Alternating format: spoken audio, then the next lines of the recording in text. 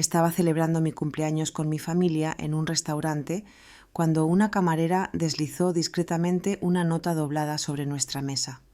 «No bebas eso». Me quedé helada. Decidí intercambiar mi copa de vino con la de mi nuera, y lo que sucedió apenas 5 minutos después lo cambió todo. Me llamo Ana Belén Ruiz y tengo 62 años. Nunca pensé que mi cumpleaños número 62 sería el día que me salvaría la vida, pero también el día en que descubriría las profundidades de la traición familiar. Era un viernes por la noche y mi hijo Javier me había llevado a El Rincón de Castilla, el restaurante castellano que tanto me gustaba en nuestro barrio de Chamberí, aquí en Madrid. Lo había elegido porque sabía que era mi favorito, o eso pensaba yo. Verónica Solís, mi nuera, estaba sentada frente a mí, sonriendo con esa sonrisa que siempre me había parecido un poco rígida, algo que solía atribuir a los nervios o a la timidez.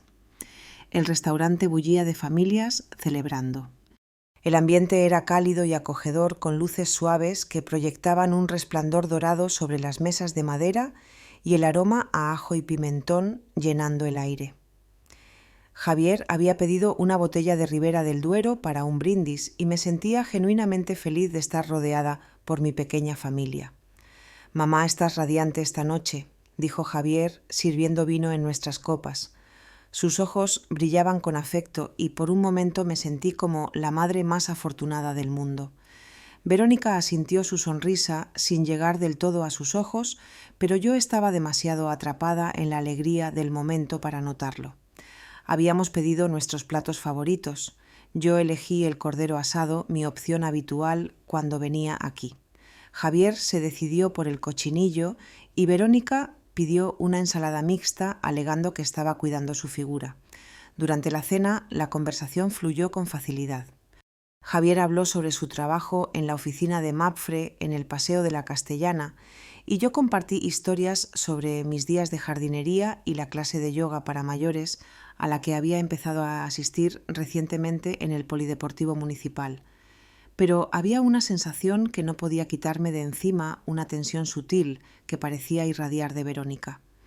Cada vez que Javier se giraba para hablar conmigo, ella lo observaba con una expresión que no podía descifrar del todo. Sus dedos tamborileaban nerviosamente sobre la mesa y la pillé revisando su móvil varias veces de una manera que no era exactamente discreta. Cuando llegó el momento del brindis, Javier se puso de pie, copa en alto. «Por mamá», dijo su voz cargada de emoción, «por ser la mujer más fuerte que conozco, por criarnos con tanto amor después de que papá falleciera y por enseñarme lo que significa la verdadera resiliencia». Sus palabras me calentaron el corazón y sentí lágrimas de felicidad asomando. Verónica también levantó su copa, pero noté que sus manos temblaban ligeramente. «Por Ana Belén», dijo su voz sonando un poco forzada, por ser una suegra tan especial. La ligera vacilación antes de la palabra especial captó mi atención, pero decidí ignorarla. Justo cuando estaba a punto de llevar la copa a mis labios, sentí que alguien se acercaba a nuestra mesa. Era una de las camareras, una joven con el pelo castaño recogido en una coleta. Se inclinó sutilmente como para limpiar algo de la mesa y deslizó un pequeño trozo de papel doblado junto a mi plato. El movimiento fue tan fluido que ni Javier ni Verónica lo notaron. La camarera Inés Morales me lanzó una mirada intensa, casi urgente, antes de alejarse rápidamente hacia otra sección. Mi corazón empezó a latir con fuerza. Con manos temblorosas desdoblé el papel debajo de la mesa, manteniéndolo oculto. Las palabras estaban escritas con letra clara y urgente: «No bebas eso. Tu vida está en peligro. Confía en mí». El mundo pareció detenerse. El ruido del restaurante se desvaneció en un murmullo distante y sentí como si estuviera observando la escena desde fuera de mi propio cuerpo. Mi primera reacción fue asumir que era una broma terrible, pero la mirada en los ojos de la camarera transmitía una seriedad que no podía descartar. Miré mi copa de vino que segundos antes había estado tan ansiosa por probar. Ahora parecía siniestra. Logré mantener mi expresión neutral mientras mi mente se aceleraba. Javier y Verónica continuaban charlando ajenos a lo que acababa de suceder. «Disculpadme», dije esperando que mi voz sonara natural. «Necesito ir un momento al baño». Me levanté con piernas temblorosas, deslizando el papel en mi bolsillo. Mientras caminaba hacia el fondo, mi mente era un torbellino de preguntas y miedo. En el baño volví a leer la nota esperando que las palabras pudieran cambiar mágicamente. La letra era femenina apresurada pero legible. No había firma ni más explicación, solo esa advertencia directa y aterradora. Cuando regresé a la mesa intenté actuar con normalidad, pero por dentro estaba aterrada. Miré a Javier y a Verónica con ojos nuevos. Javier parecía completamente normal, hablando animadamente sobre sus planes de renovar la cocina de su casa. Pero Verónica, algo era diferente en ella. Sus ojos se movían nerviosamente entre mi copa y mi cara como si estuviera esperando algo. Fue entonces cuando tomé una decisión que lo cambió todo. Cuando Javier se giró para llamar a nuestro camarero y pedir más pan, aproveché el momento de distracción. Con un movimiento rápido y casual intercambié mi copa con la de Verónica. El líquido era idéntico, el mismo Ribera que habíamos estado bebiendo toda la noche. Finalmente, dije, levantando la copa, que ahora era mía, un brindis por este hermoso momento familiar. Javier sonrió ampliamente y levantó su copa. Verónica, sin darse cuenta del intercambio, levantó la suya también, la que originalmente había sido mía. Bebimos al mismo tiempo. El vino sabía igual que siempre, pero apenas podía concentrarme en ello. Estaba observando a Verónica intensamente, buscando cualquier señal de que algo estuviera mal. Al principio no pasó nada. Continuamos comiendo y charlando. Javier me contó sobre un ascenso que esperaba recibir en su empresa y yo hablé sobre mi plan de visitar a mi hermana Lola en Santander ese otoño. Verónica participaba en la conversación, pero parecía cada vez más inquieta. Fueron exactamente 5 minutos después del brindis cuando comenzó. Verónica presionó una mano contra su estómago, una expresión de confusión en su rostro. «Me siento un poco rara», murmuró. Javier inmediatamente se mostró preocupado preguntándole si estaba bien. Ella negó con la cabeza diciendo que probablemente había comido algo que le sentó mal en el almuerzo, pero entonces su cara comenzó a palidecer visiblemente. Sus manos empezaron a temblar no por nervios como antes, sino de forma incontrolable. «Realmente no me siento bien», susurró, y vi gotas de sudor formándose en su frente a pesar de que el restaurante estaba cómodamente fresco. Javier se levantó inmediatamente, sujetando a su esposa por los hombros. «Cariño, ¿qué te pasa?», preguntó su voz alarmada. Permanecí sentada observando la escena con una mezcla de horror y terrible fascinación. Verónica intentó ponerse de pie, pero sus piernas cedieron. Se desplomó de nuevo en su silla, respirando de forma errática. Sus ojos estaban vidriosos y su piel había adquirido un tono grisáceo que me aterrorizó. «Llama al 112», le grité a Javier, aunque mi voz sonaba extrañamente calmada, considerando la situación. El pánico se apoderó del restaurante cuando otros comensales se dieron cuenta de que algo grave estaba sucediendo. Mientras esperábamos a los paramédicos, mi mente no podía dejar de repetir las palabras de la nota: «Tu vida está en peligro», y ahora sabía con una certeza que helaba la sangre que la persona que había estado en peligro era yo. El viaje en ambulancia al Hospital Universitario La Paz fue una pesadilla. Verónica había perdido el conocimiento y los paramédicos trabajaban frenéticamente para estabilizarla. Javier me sujetaba la mano en el asiento trasero, sus ojos llenos de terror y confusión. Apreté la nota de la camarera en mi puño, sintiendo que era la única evidencia de que no me estaba volviendo loca. En urgencias, los médicos se llevaron a Verónica inmediatamente. Javier y yo nos quedamos sentados en esas incómodas sillas de plástico que parecen diseñadas para hacerte sentir aún más miserable de lo que ya estás. El olor a desinfectante me mareaba y las luces fluorescentes creaban una atmósfera fría e implacable. «No entiendo qué pasó», murmuró Javier por 5ª vez pasándose las manos por el pelo. «Estaba bien hace 1 hora. Quizás fue algo que comió o una gastroenteritis». No respondí. No podía contarle sobre la nota todavía, no hasta estar segura de lo que realmente había sucedido, pero en el fondo sabía que esto no era una simple intoxicación alimentaria. Las palabras de la camarera resonaban en mi cabeza como una alarma sin parar. Después de lo que pareció una eternidad, un joven médico con barba se acercó a nosotros. Su expresión era seria y pude ver en sus ojos que tenía noticias que no sabía cómo dar. ¿Son ustedes la familia de Verónica Solís?, preguntó. Soy su marido, respondió Javier inmediatamente. Esta es mi madre. ¿Cómo está Verónica? El médico se sentó frente a nosotros, lo que instantáneamente me dijo que las noticias no eran buenas.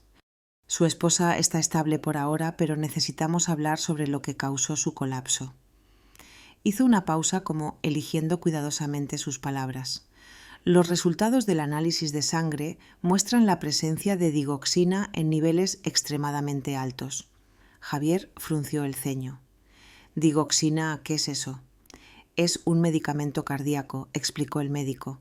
«En dosis normales ayuda a regular el ritmo del corazón, pero la cantidad que encontramos en su sistema es, potencialmente letal».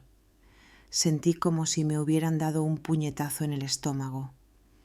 «¿Está diciendo que alguien la envenenó?», pregunté, mi voz temblando.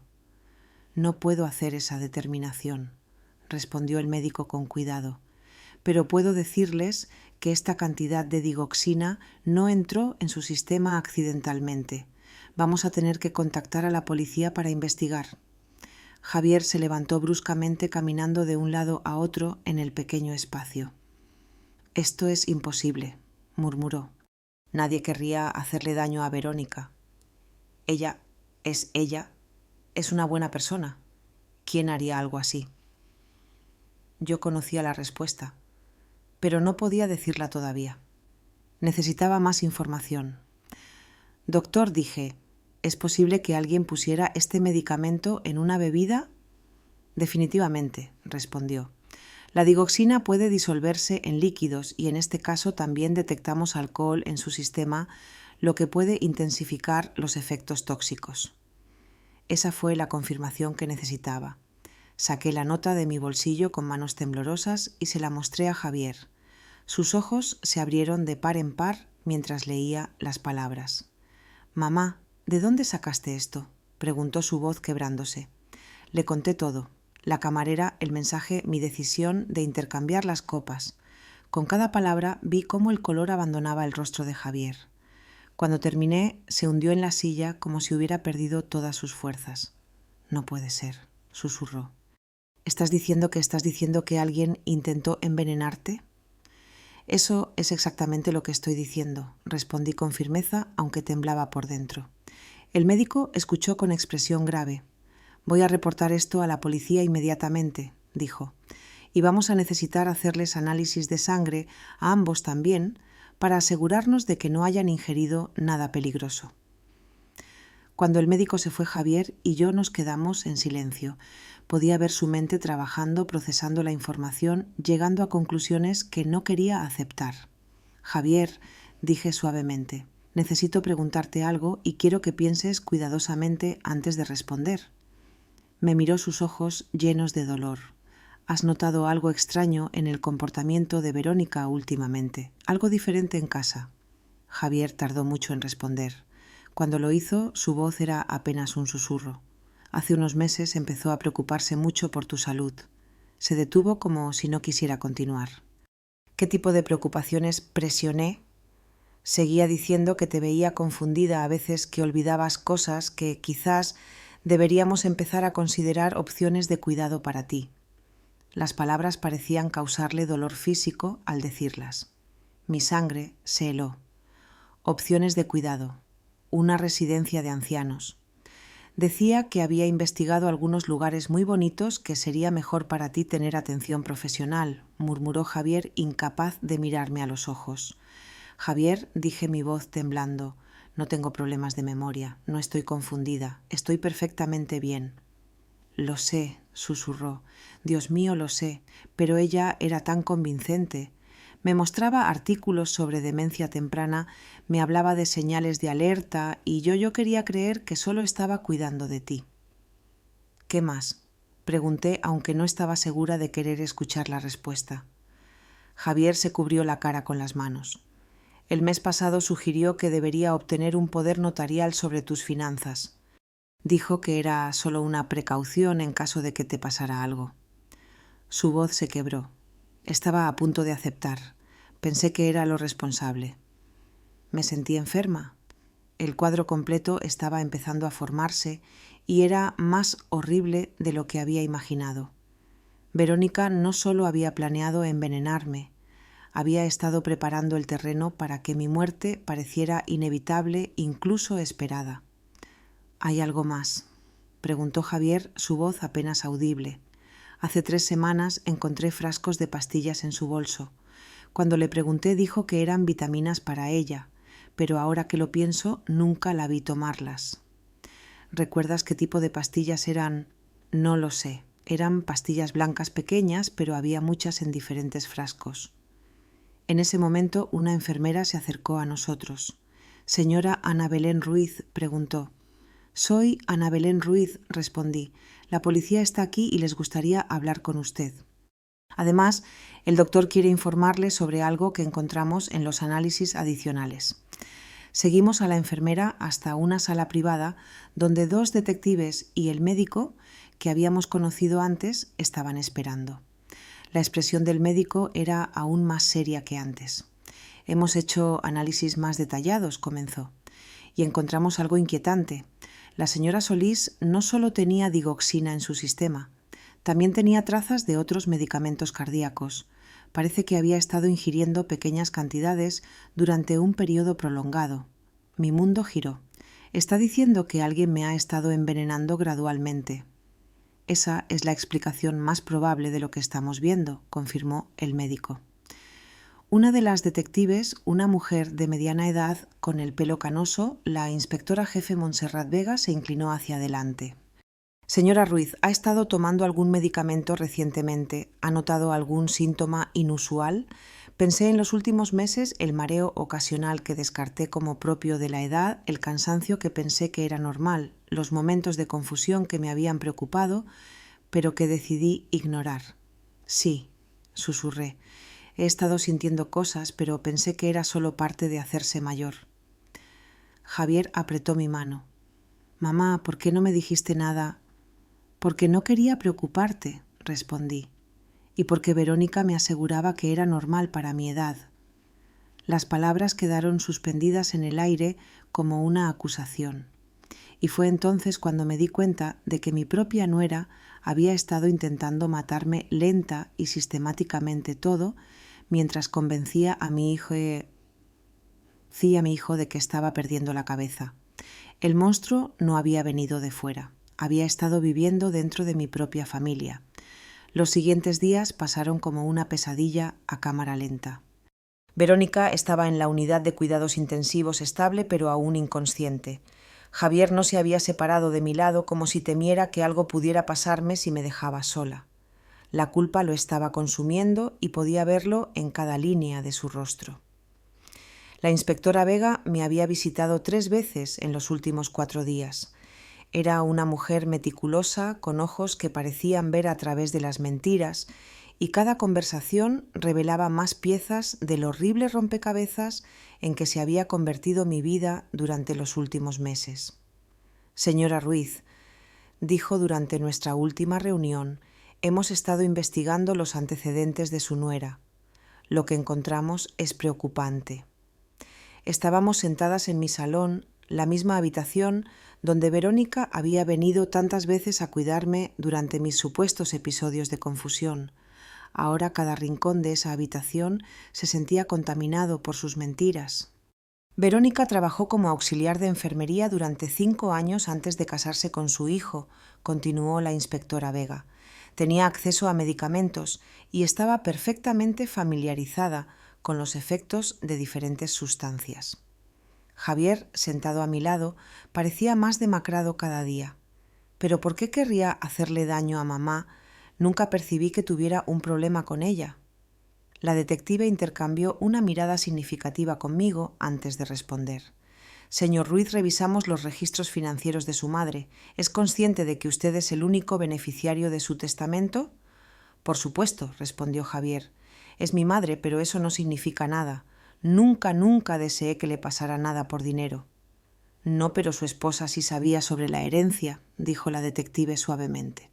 Y según nuestra investigación había estado presionándolo para que su madre hiciera cambios en sus documentos legales. Recordé todas esas conversaciones aparentemente inocentes donde Verónica sugería que sería prudente poner mis asuntos en orden, como había insistido en acompañarme a las citas médicas siempre con esa sonrisa preocupada y esa voz llena de falsa compasión. «Hay algo más», continuó la inspectora Vega. «Encontramos correspondencia en el ordenador de Verónica. Había estado investigando residencias de ancianos especializadas en pacientes con demencia, lugares muy caros, donde los residentes rara vez reciben visitas familiares». Mi estómago se revolvió. Estaba planeando internarme. «Eso parece», confirmó. «Pero no solo eso, también encontramos búsquedas sobre cómo acelerar el deterioro cognitivo en personas mayores y métodos para hacer que una muerte parezca natural en pacientes con condiciones cardíacas». Javier se levantó bruscamente caminando hacia la ventana. Sus hombros temblaban. «Dios mío», murmuró, «¿qué clase de monstruo es?» Pero yo necesitaba saber más. Durante los últimos días había estado recordando incidentes que en su momento parecían insignificantes, pero que ahora cobraban un significado siniestro. «Inspectora Vega», dije, «creo que necesito contarle sobre algunas otras cosas que han estado sucediendo». Durante la siguiente hora relaté todo. Cómo Verónica había empezado a visitarme con más frecuencia hace varios meses, siempre trayendo té o algún aperitivo especial. Cómo después de esas visitas me sentía extrañamente cansada y confundida. Cómo había empezado sutilmente a cuestionar mi memoria delante de Javier. Decía cosas como: «Ana Belén, ¿no recuerdas que ya me contaste esa historia ayer?» O «Cariño, acabas de preguntarme eso hace 5 minutos». Empecé a dudar de mí misma. Pensé que quizás realmente estaba perdiendo la memoria. Javier se giró desde la ventana, su rostro lleno de horror. «Y yo le creí», susurró. «Cada vez que llegaba a casa y me decía que habías tenido un episodio, le creí. Pensé que estaba siendo una buena esposa al cuidar de ti». La inspectora Vega tomaba notas meticulosas. «¿Recuerda algún episodio específico, señora Ruiz?»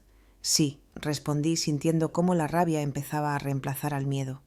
«Hace 2 meses, Verónica vino a almorzar. Trajo una sopa casera, dijo que había hecho demasiada y no quería que se desperdiciara. Después de comerla me sentí tan mal que tuve que acostarme. Cuando Javier llegó esa noche, ella le dijo que me había encontrado confundida, que no recordaba haber almorzado con ella». «¿Y qué recordaba usted?» «Recordaba el almuerzo perfectamente, pero me sentía tan enferma y desorientada que no pude defenderme. Javier me llevó al médico al día siguiente, pero para entonces me sentía mejor. El médico dijo que probablemente era solo un virus estomacal». Javier se dejó caer en su silla cubriéndose la cara con las manos. «Te estaba envenenando gradualmente», murmuró. Yo ayudé a convencerte de que te estabas volviendo loca». «No es tu culpa», dije, aunque por dentro sentía una mezcla compleja de dolor y comprensión. «Ella es muy buena manipulando, me manipuló a mí también». La inspectora Vega cerró su libreta. «Señora Ruiz, hay una cosa más que necesita saber. La camarera que le dio la nota a Inés Morales es estudiante de enfermería. Su abuela murió hace 2 años en circunstancias similares a las que está describiendo». Mi sangre se heló. ¿Qué quiere decir? La abuela de Inés Remedios Morales empezó a mostrar signos de confusión y deterioro cognitivo. Su familia pensó que era demencia natural. Fue ingresada en una residencia de ancianos donde murió 6 meses después de insuficiencia cardíaca, pero Inés siempre sospechó que algo no estaba bien. ¿Y qué tiene que ver eso conmigo? La persona que cuidaba de la abuela de Inés, quien convenció a la familia de que necesitaba atención institucional, era Verónica Solís. En ese momento usaba su apellido de soltera, Verónica Solís Navarro. El silencio que siguió fue ensordecedor. Javier levantó lentamente la cabeza a sus ojos, llenos de horrible comprensión. «Está diciendo que mi esposa, que ya había hecho esto antes». «Eso es exactamente lo que estamos investigando», confirmó la detective.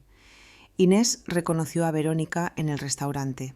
Había estado siguiéndola discretamente durante semanas tratando de averiguar si sus sospechas eran correctas. Cuando vio lo que parecía una situación familiar, decidió actuar. Pensé en esa joven camarera que había salvado mi vida, una extraña que había mostrado más preocupación por mi bienestar que mi propia nuera.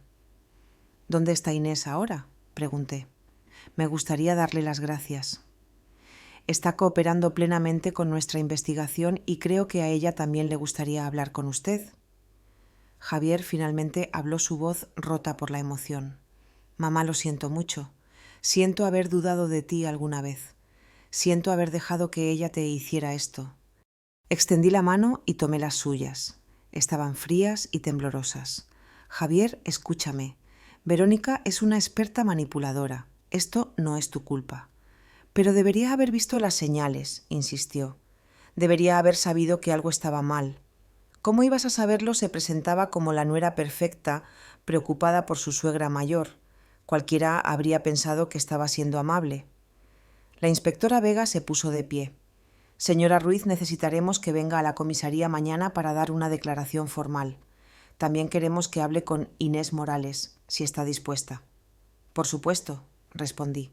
«Haré lo que sea necesario». Después de que la detective se fuera, Javier y yo nos quedamos sentados en silencio durante mucho tiempo. El peso de todo lo que habíamos descubierto era abrumador. «Javier», dije finalmente, «hay algo que necesitas entender. Todos estos meses, cuando me sentía confundida y enferma, lo peor no era el malestar físico. Lo peor era pensar que te estaba decepcionando, que me estaba convirtiendo en una carga para ti». Sus ojos se llenaron de lágrimas. «Nunca fuiste una carga, mamá. Nunca». «Lo sé ahora». Pero en esos momentos, cuando Verónica me decía que estaba preocupada por mi deterioro mental, sentía que estaba perdiendo no solo mi mente, sino también tu respeto y tu amor. «Ella sabía exactamente qué botones presionar», murmuró Javier. «Sabía que mi mayor miedo era perderte de la misma manera que perdí a papá». Mi difunto marido había muerto de Alzheimer cuando Javier tenía 25 años. Había sido una experiencia devastadora para toda la familia ver a ese hombre fuerte y brillante desvanecerse gradualmente en una sombra de sí mismo. «Verónica usó esa experiencia en nuestra contra», continué. «Sabía que tendrías miedo de que yo siguiera el camino de tu padre y explotó ese miedo para manipularte». Javier asintió lentamente y yo caí completamente en su trampa. Estaba tan asustado de verte deteriorarte que no cuestioné nada de lo que ella me decía. «Javier, sí. ¿Cuándo fue la primera vez que Verónica mencionó mi supuesta confusión?». Pensó por un momento. «Fue poco después de que la abuela Margarita falleciera y me dejara esa herencia. Mi madre había fallecido hacía 8 meses, dejándome una suma considerable de dinero que yo había planeado dejar a Javier, pero ahora me di cuenta de que eso había sido el catalizador del plan de Verónica. Ella sabía del dinero», dije más para mí misma que para él. «Sabía todo». «Sabía todo», confirmó Javier amargamente. «Sobre tu testamento, sobre la herencia de la abuela, sobre mis miedos respecto a tu salud». Y usó cada pieza de información para construir su plan perfecto. Esa noche, mientras yacía en la cama, mirando el techo, no podía dejar de pensar en lo cerca que había estado de perderlo todo. No solo mi vida, sino mi dignidad, mi independencia y mi relación con mi hijo. Verónica había planeado robarme todo lo que me importaba y había estado a punto de tener éxito. Pero había subestimado una cosa, el poder de una extraña compasiva, que se negó a quedarse callada cuando vio peligro. Y al final, eso había sido su perdición. Inés Morales tenía los ojos más determinados que jamás había visto. Cuando nos encontramos en la cafetería cerca de la comisaría de policía, pude ver en ella una fuerza que me recordaba a mí misma a su edad. Era menuda, apenas 23 años, pero había algo en su presencia que irradiaba una sabiduría que solo viene del dolor. «Señora Ruiz», dijo sentándose frente a mí, «he estado esperando este momento durante 2 años».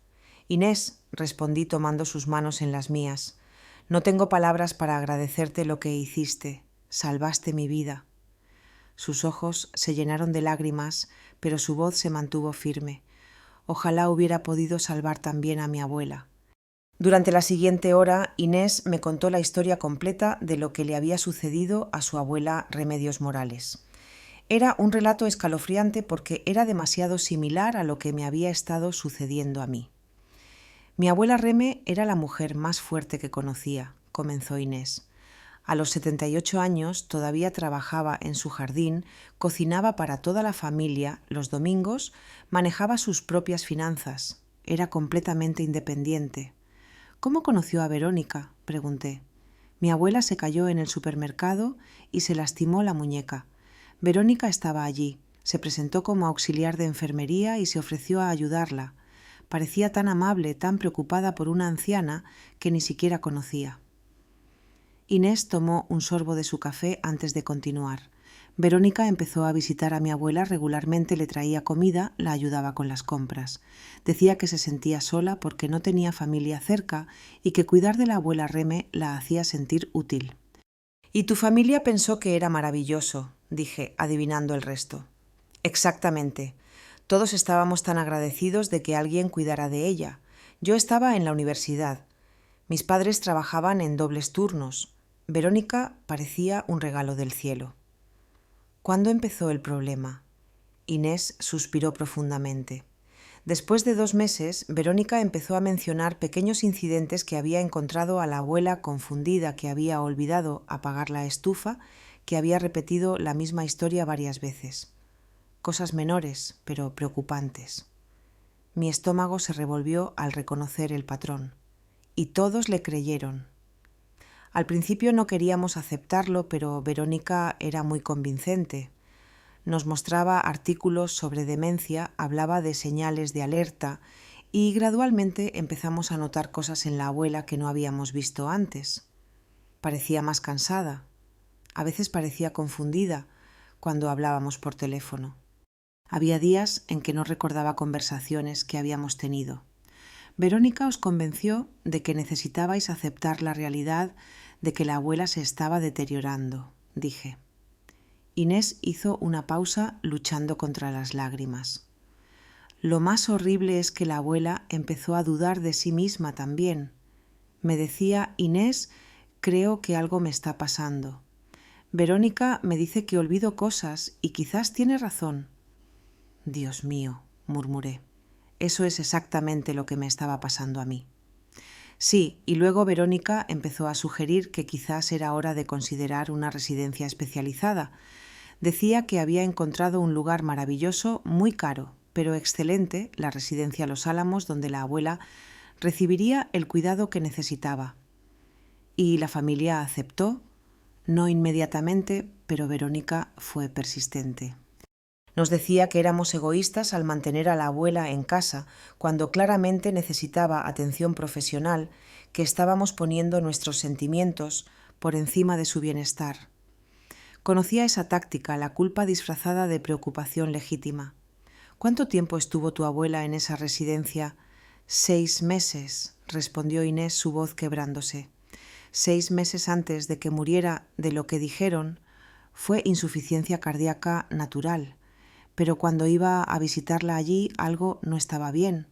La abuela me susurraba que Verónica la visitaba a menudo, siempre trayéndole vitaminas especiales que el médico había recetado.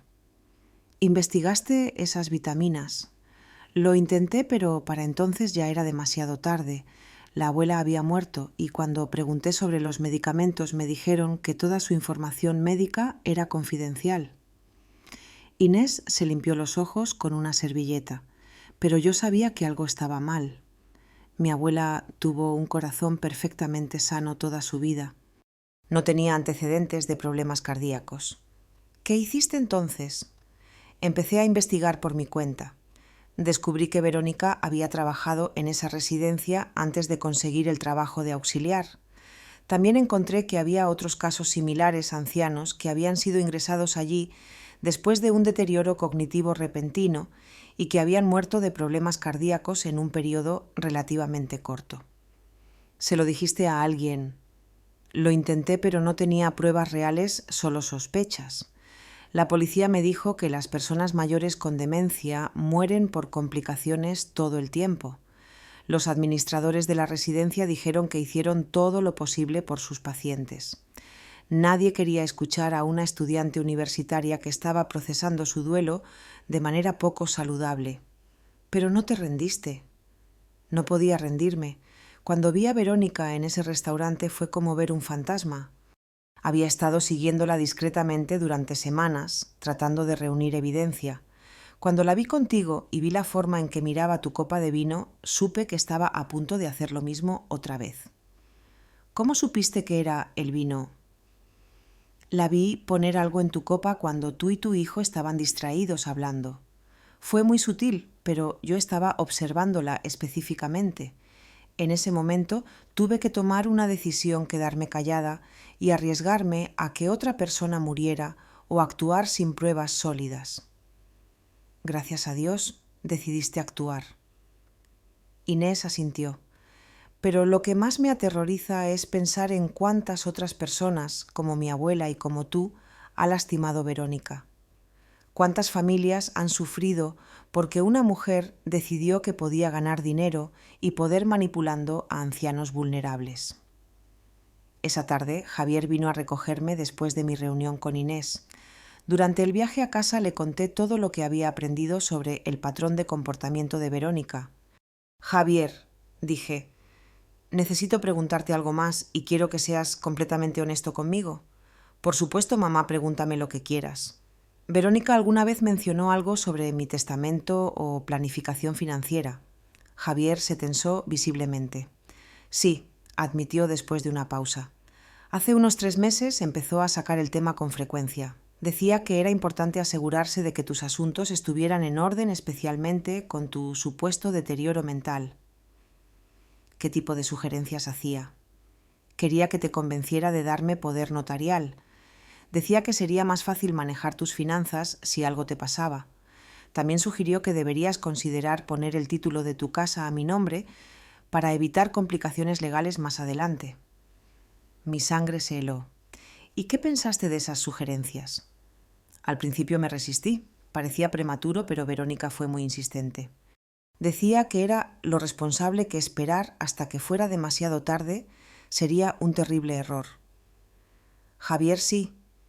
Firmé algún documento en las últimas semanas sin recordarlo claramente. Su silencio fue respuesta suficiente. Javier, necesito que me digas la verdad. Hace 2 semanas, finalmente murmuró. Verónica dijo que habías tenido un episodio particularmente malo, que habías estado muy confundida y habías expresado preocupación por tus finanzas.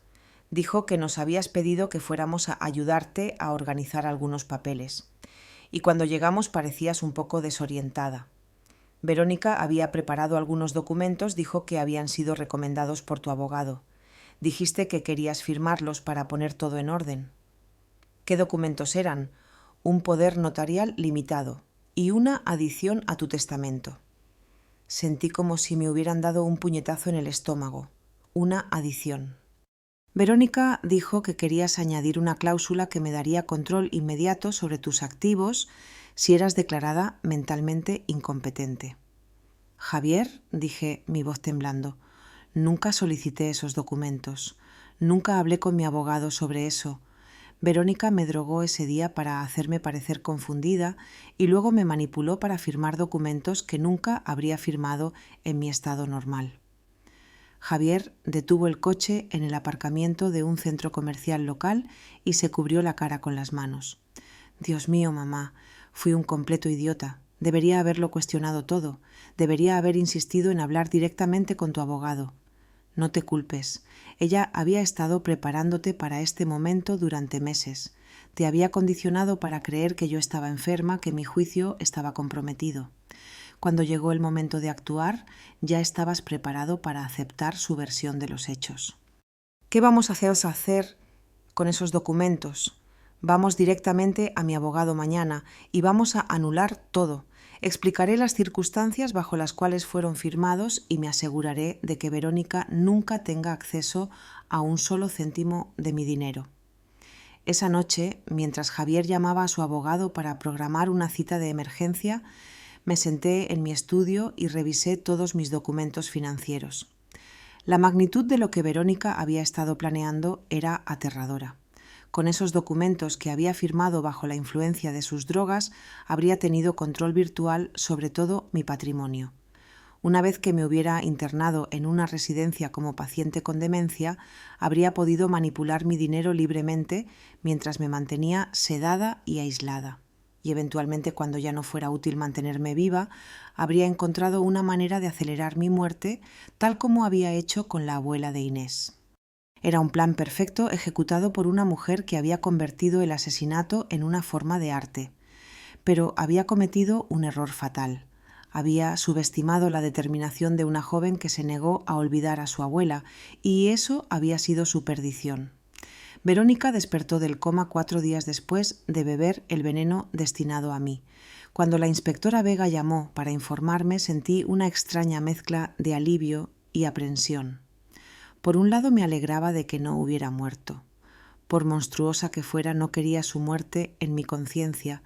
Por otro lado, sabía que su despertar significaba que tendría que enfrentarla cara a cara. «¿Cómo está?», pregunté por teléfono. «Físicamente se está recuperando bien», respondió la inspectora Vega, «pero mentalmente, bueno, está muy agitada. Ha estado preguntando constantemente por su marido y cuando le dijimos que usted estaba bien, su reacción fue intensa». «¿Qué tipo de reacción?». «Negación completa. Insiste en que hubo algún tipo de error, que ella nunca haría daño a nadie. Pero lo más preocupante es que también ha estado preguntando específicamente por usted, señora Ruiz. Quiere verla». Mi estómago dio un vuelco. «¿Tengo que verla?». «No está obligada, pero podría ser útil para el caso». A veces, cuando los sospechosos son confrontados directamente por sus víctimas, revelan información importante, pero entiendo completamente si no se siente cómoda. Pensé en ello por un momento. Parte de mí quería esconderme, pretender que Verónica no existía y dejar que la justicia siguiera su curso sin mi participación directa. Pero otra parte de mí, una parte más fuerte, quería mirarla a los ojos y decirle que había fracasado en destruirme. «Lo haré», dije finalmente, «pero quiero que Javier esté presente». «Por supuesto, mañana por la tarde le viene bien». Esa noche Javier y yo nos sentamos en mi cocina bebiendo té y preparándonos mentalmente para lo que vendría. Él había estado increíblemente protector conmigo desde que descubrimos la verdad, casi como si temiera que Verónica pudiera hacerme daño incluso desde su cama de hospital. Mamá dijo: «No tienes que hacer esto. Podemos dejar que la policía y los abogados se encarguen de todo». «Sí tengo que hacerlo», respondí con más firmeza de la que sentía. «Necesito verla, necesito entender cómo pude haber sido tan ciega durante tanto tiempo». «No fuiste ciega, ella es una experta manipuladora». «Quizás, pero también creo que parte de mí no quería ver las señales porque quería creer que finalmente tenía una nuera que se preocupaba por mí». Javier tomó mi mano. «Mamá, siempre has tenido gente que se preocupa por ti. Me tienes a mí». «Lo sé, cariño, pero es diferente. Tú eres mi hijo. Se supone que me ames». Verónica eligió estar en mi vida, o eso pensé. La idea de que alguien te eligiera, que te considerara digna de afecto sin obligación familiar, eso significaba mucho para ti. Y ella se aprovechó de eso. Sí, se aprovechó de mi soledad, de mi deseo de ser amada, de mi miedo a envejecer. Sabía exactamente mis puntos vulnerables y los usó en mi contra. Al día siguiente, mientras entrábamos al hospital, sentí como si estuviera caminando hacia mi propia ejecución. La inspectora Vega nos escoltó a través de pasillos que olían a desinfectante y dolor hasta que llegamos a la habitación donde Verónica estaba siendo vigilada. Había un policía en la puerta, lo que me hizo sentir un poco más segura. Pero cuando la detective abrió la puerta y vi a Verónica por primera vez desde esa horrible noche en el restaurante, toda mi preparación mental se desvaneció. Estaba pálida y delgada, con tubos intravenosos conectados a su brazo, pero sus ojos tenían la misma intensidad calculadora que siempre habían tenido. Cuando me vio entrar, su expresión cambió inmediatamente a una de fingida vulnerabilidad. «Ana Belén», dijo con voz débil, extendiendo una mano hacia mí. Gracias a Dios que estás bien. Estaba tan preocupada. Me quedé cerca de la puerta, negándome a acercarme a su cama. Javier se posicionó protectoramente entre nosotras. Verónica, dije mi voz firme, sabemos lo que hiciste. Su expresión de confusión parecía genuina, pero ya había aprendido qué buena actriz era. ¿De qué estás hablando? Yo soy la que se enfermó. Alguien intentó envenenarnos a ambas. No, respondí. Alguien intentó envenenarme y esa persona eras tú. Por primera vez vi un destello de algo más oscuro en sus ojos, pero rápidamente lo ocultó detrás de lágrimas aparentemente sinceras. Ana Belén, no entiendo por qué me estás acusando de algo tan terrible. Te quiero como a una madre. Nunca te haría daño. ¿Cómo querías a la abuela de Inés Morales, Remedios Morales? Pregunté. El cambio en su expresión fue instantáneo. Las lágrimas se secaron, la vulnerabilidad desapareció y por un momento vi a la verdadera Verónica fría, calculadora, furiosa. No sé de quién estás hablando, dijo, pero su voz había perdido toda su fingida calidez. Javier dio un paso adelante. Verónica, encontramos los medicamentos en nuestra casa, encontramos tu correspondencia. Sabemos sobre el dinero, sobre los documentos que hiciste firmar a mamá. Lo sabemos todo. Verónica se incorporó más erguida en la cama y su máscara de víctima inocente comenzó a deslizarse completamente. Javier, cariño, tienes que entender. Todo lo que hice fue por nosotros, por nuestro futuro. Nuestro futuro, repitió con incredulidad. Tu madre es mayor, Javier. No le quedan muchos años buenos. ¿No sería mejor que pudiera disfrutar sus últimos años en un lugar donde recibiera atención apropiada, mientras nosotros construimos una vida juntos sin la carga de preocuparnos constantemente por ella? La frialdad con la que hablaba de mí como si fuera un objeto inconveniente me mareó. ¿Y el dinero?, preguntó Javier. ¿Todo esto fue por el dinero? Verónica suspiró como si estuviera explicando algo obvio a un niño. El dinero es importante, Javier. Tu madre no va a vivir para siempre. Y cuando se vaya, ¿por qué no deberíamos asegurarnos de que estemos cómodos? Ella no necesita todos esos ahorros en una residencia de ancianos. Estás hablando de matarme, dije, mi voz temblando pero firme. Por primera vez Verónica me miró directamente con puro odio.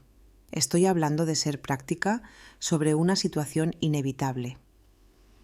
¿Cómo fuiste práctica con la abuela de Inés? Su sonrisa se volvió cruel. Remedios Morales era una anciana solitaria que iba a morir de todos modos. Al menos me aseguré de que sus últimos meses fueran cómodos y de que su dinero terminara en manos de su familia. No tenía a nadie más. Su familia la visitaba una vez al mes, si tenía suerte. Yo era la única que realmente se preocupaba por ella al final. Javier temblaba de rabia. ¿A cuántas otras personas has lastimado, Verónica? No he lastimado a nadie, respondió fríamente. He proporcionado una transición pacífica para personas que ya estaban sufriendo. Una transición pacífica, repetí. ¿Llamas envenenar gradualmente a personas mayores hasta que mueran una transición pacífica? Las mantuve cómodas, insistió. Sin dolor, sin miedo. Es más de lo que la mayoría de la gente puede esperar al final de sus vidas. La inspectora Vega, que había estado tomando notas en silencio, finalmente habló. Señora Solís, está admitiendo que causó intencionalmente la muerte de Remedios Morales y que planeaba hacer lo mismo con Ana Belén Ruiz. Verónica se dio cuenta, demasiado tarde, de lo que había revelado. Intentó retractarse. No estaba hablando hipotéticamente. Estoy confundida por la medicación, pero el daño estaba hecho. Había mostrado su verdadero yo y todos en esa habitación habían sido testigos de ello. Verónica, dije finalmente acercándome a su cama, pero manteniéndome fuera de su alcance. Quiero que sepas algo. Durante meses me hiciste dudar de mi propia mente. Me hiciste sentir como una carga, como si estuviera perdiendo mi valor como persona. Pero sobreviví y voy a asegurarme de que nunca tengas la oportunidad de hacerle esto a nadie más. Sus ojos se llenaron de furia. Estúpida vieja, siseó. Deberías estar agradecida. Iba a darte una muerte digna. Ahora te pudrirás lentamente en alguna residencia barata donde a nadie le importas. Javier se movió hacia ella, pero puse mi mano en su brazo para detenerlo. No vale la pena, le dije, ya no puede hacernos daño. Cuando salimos de la habitación sentí como si acabara de enfrentar al demonio que había estado viviendo en mi vida durante meses. Era aterrador, pero también liberador. ¿Cómo te sientes?, me preguntó Javier mientras caminábamos por el pasillo. Como si acabara de despertar de una pesadilla muy larga, respondí, y como si finalmente pudiera empezar a sanar. Esa noche, la inspectora Vega llamó para informarme que Verónica había decidido confesar a cambio de un acuerdo de culpabilidad.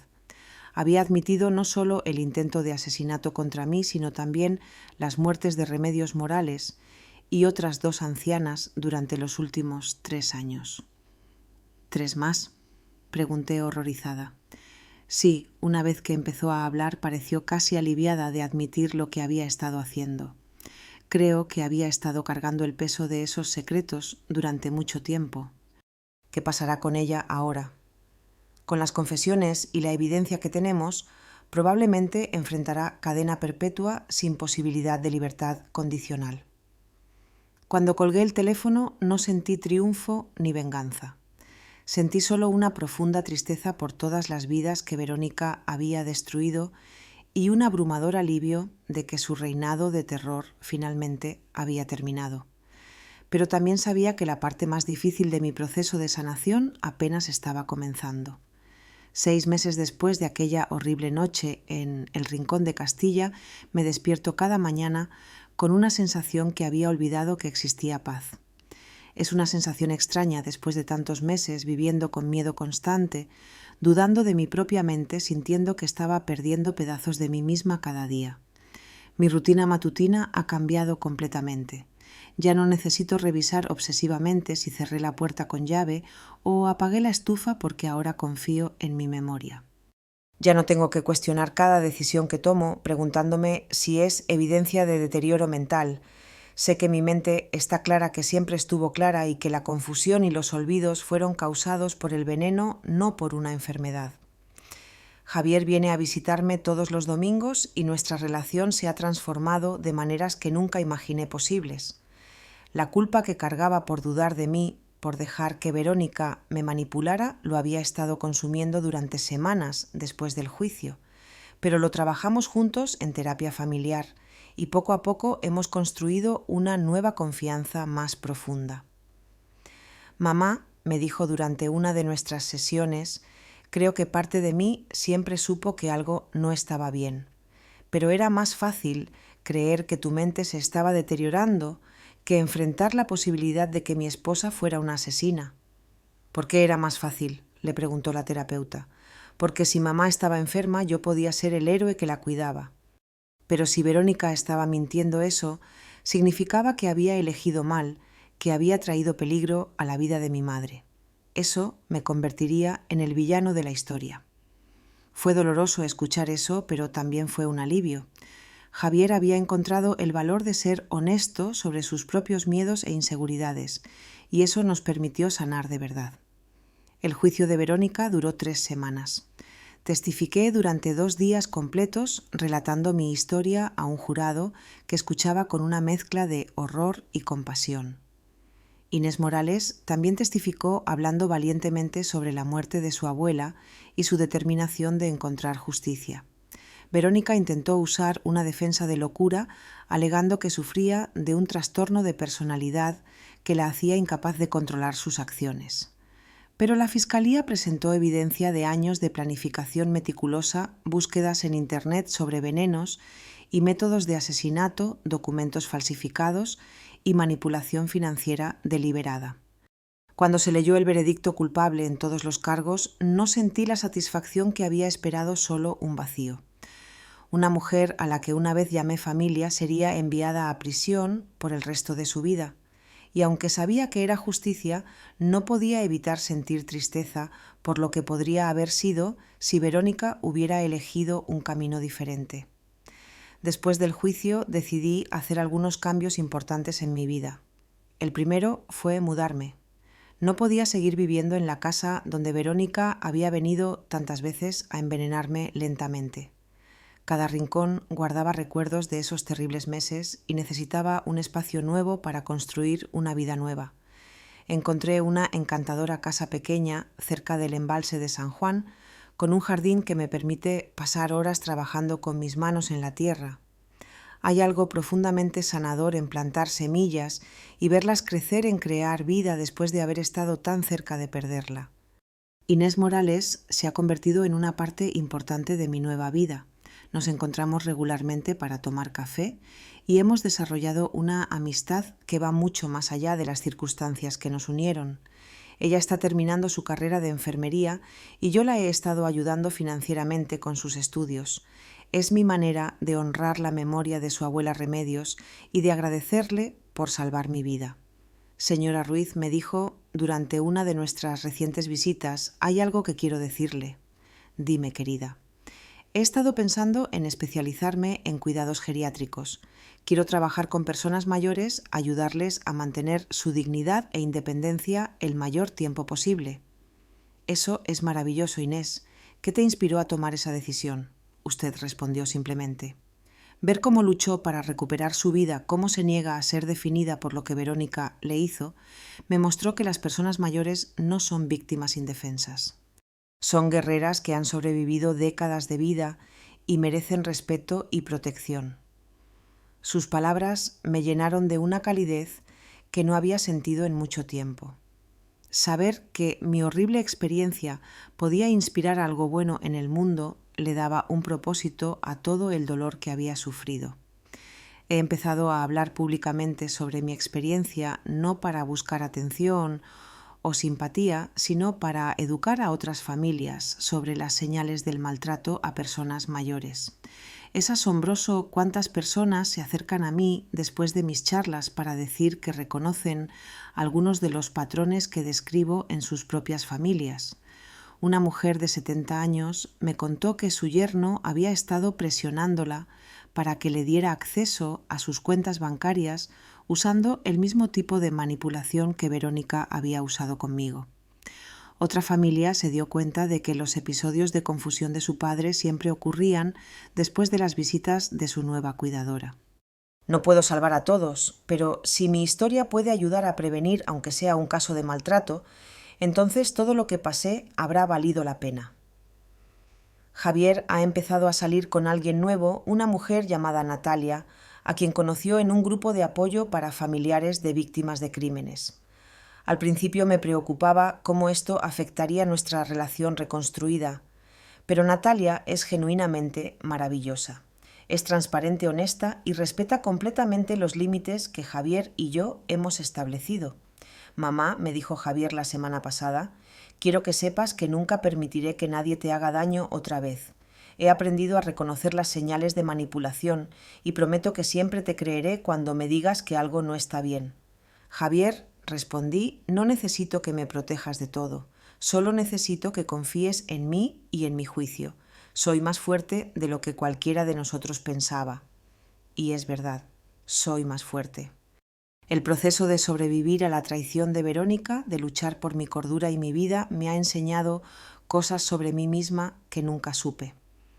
Tengo 62 años, pero en muchos sentidos siento que mi vida real apenas está comenzando. He retomado actividades que había abandonado durante los meses en que Verónica me estaba envenenando. Volví a mis clases de yoga donde mis compañeras me recibieron con los brazos abiertos. Me uní a un club de lectura en la biblioteca pública. Incluso tomé clases de pintura, algo que siempre había querido hacer, pero nunca encontré tiempo. Cada nueva actividad, cada nueva amistad, cada día que me despierto sin miedo es una victoria sobre lo que Verónica intentó hacerme. Ella trató de convertirme en una víctima indefensa, una anciana confundida que podía ser manipulada y eventualmente eliminada, pero fracasó. Una tarde, mientras trabajaba en mi jardín, encontré una carta en mi buzón. No tenía remite, pero reconocí inmediatamente la letra. Era de Verónica escribiendo desde la prisión. Por un momento consideré tirarla sin abrirla.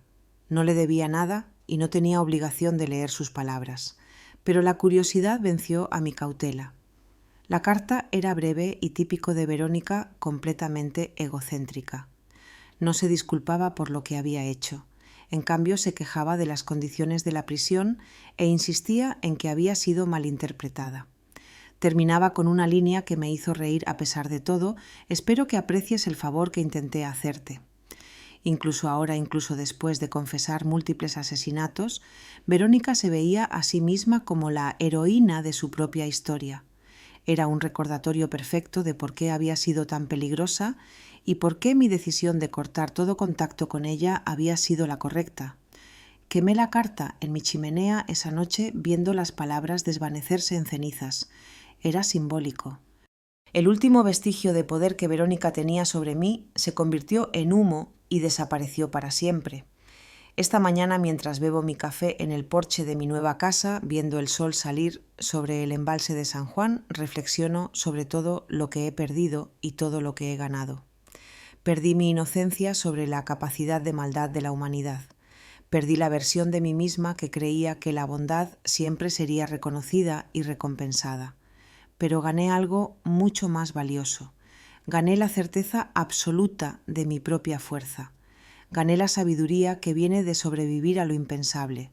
Gané una relación más profunda y honesta con mi hijo, y gané la satisfacción de saber que mi experiencia está ayudando a proteger a otros. Javier llegará en 1 hora para nuestro almuerzo dominical. Vamos a cocinar juntos algo que solíamos hacer cuando era niño, pero que habíamos dejado de hacer una vez que Verónica entró en nuestras vidas. Es una tradición que hemos recuperado junto con tantas otras cosas que pensé que había perdido para siempre. Mientras espero, pienso en todas las personas que no tuvieron tanta suerte como yo. Remedios Morales y las otras víctimas de Verónica nunca tuvieron la oportunidad de reconstruir sus vidas, pero su memoria vive en el trabajo que Inés y yo estamos haciendo para prevenir futuros abusos.